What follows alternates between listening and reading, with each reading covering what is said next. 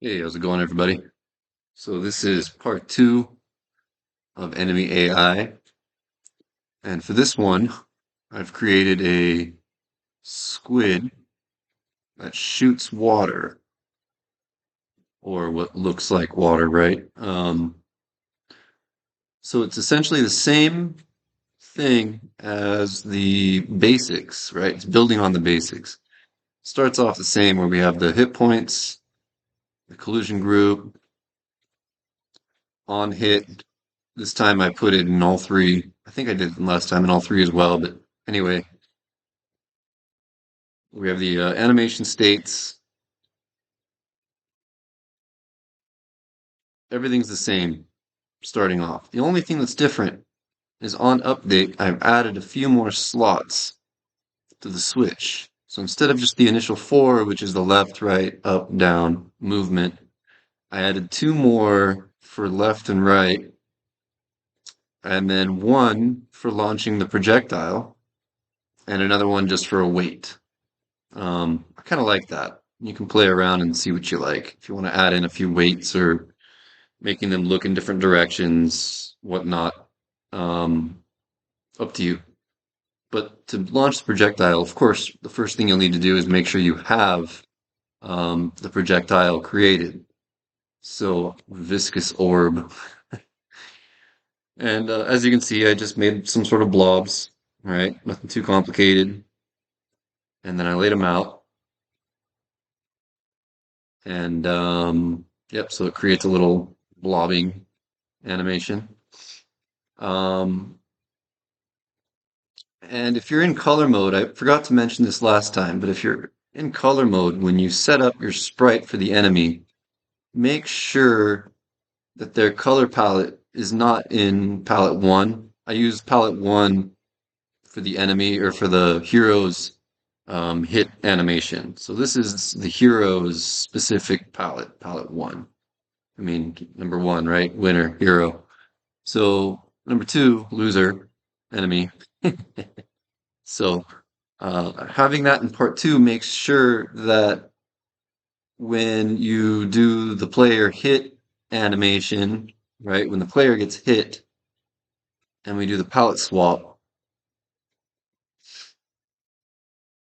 it doesn't swap the enemy's palette. So I had this mistakenly set up. I had done it for the first one automatically. I had this guy on palette 2, but this one I had it on palette 1. So when I was testing it, whenever I would hit or get hit, the hero would get hit, or I would bump into this guy. Both of them would flash, and I was quite confused. It took me quite a while to realize that.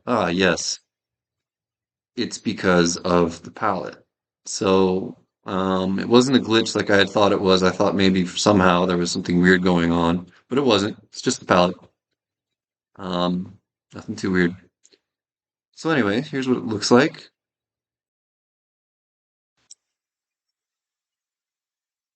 All right, so he goes around, he kind of pauses every now and then and shoots.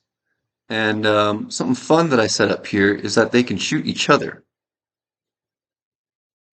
All right, so not only can the player get hit,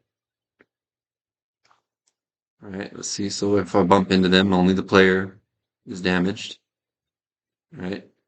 Um, yep, so they're shooting each other. All right, how that's working is here. If you don't want them to shoot each other, here's the thing. Collision group 1.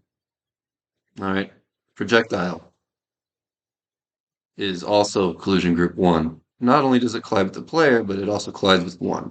So if you don't want them to shoot each other, move this over to collision group 3 and tick off 1, right? Like this. And now they'll only shoot the player, right? But that's it, really. And another thing to consider is that we need to do a direction offset for the projectile if we're going to have it set to collide with each other. So 16 will make sure that when the projectile um, initiates or shows itself, it's not within the collusion boundary of um, the enemy that's shooting it. So he's not basically shooting himself, right? Which again, I had that happen on accident. They were just shooting themselves and killing themselves, which I mean is fine if that's what you want to do, but it doesn't make a very fun game. So, uh, direction offset will make sure that when the projectile manifests, it's outside of his bounds and will continue to project, right? And not just destroy itself. He's not just spitting water into his own face. So, offset 16, if you're going to have it so they can hit each other, if you're going to share the collusion group, right? Make sure that you have an offset. Like I said, it's still the same as the basics. So when you kill them, there's the death splat, right? And yeah, that's it. So that's a second level up from the basics, right? We've got an enemy AI shooting, wandering, shooting each other. Um, so I'll get working on the next and hopefully post that here soon. Any questions about this? Feel free to ask. Otherwise, go ahead and play around with it and see what you can come up with. All right. Hope you guys have a good day. Thanks a lot. All right. Later.